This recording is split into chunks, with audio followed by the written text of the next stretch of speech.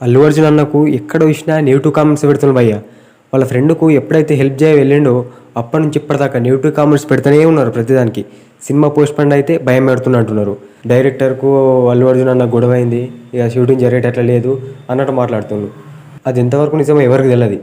ఇంకొకటి ఇలా కూడా జరగచ్చు. ఆడ బియర్డ్‌తోని ఎందాక సీన్ ఉందో అందాక అయిపోయిండొచ్చు.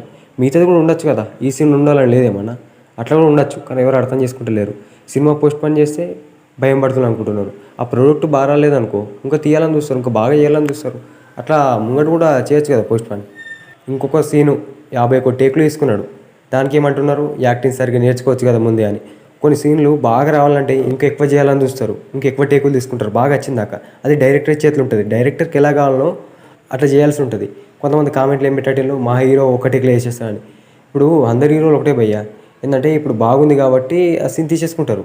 బాగా రాకపోతే ఇంకో టేకులు చేస్తా పోతారు. ఇప్పుడు డైరెక్టర్ నచ్చింది హీరోకి నచ్చకపోవచ్చు. అట్లా కొన్ని జరుగుతూ పోతాయి. ఇక్కడ ముఖ్యంగా ఏందంటే ఇప్పుడు ఒక హీరో 51 టేకులు తీసుకున్నంటే అది ఎంత బాగా రావాలని ట్రై చేసిందని మనం అందరూ అర్థం చేసుకోవాలి. ఇప్పుడు ఇంకొక హీరో అయినా సరే దానికి ఒక టేకులో వేసేసినా ఇంకొక దానికి ఎక్కువ టేకులు తీసుకుంటాడు. ఎందుకంటే మంచిగా రావాలని. ఇంతే భయ్యా నేను చెప్దాం అనుకున్నది. మీరేమనుకుంటున్నారు కదా కామెంట్ చేయండి. అలానే ఎవరైనా ఛానల్ కొత్త వస్తే సబ్స్క్రైబ్ చేసుకోండి.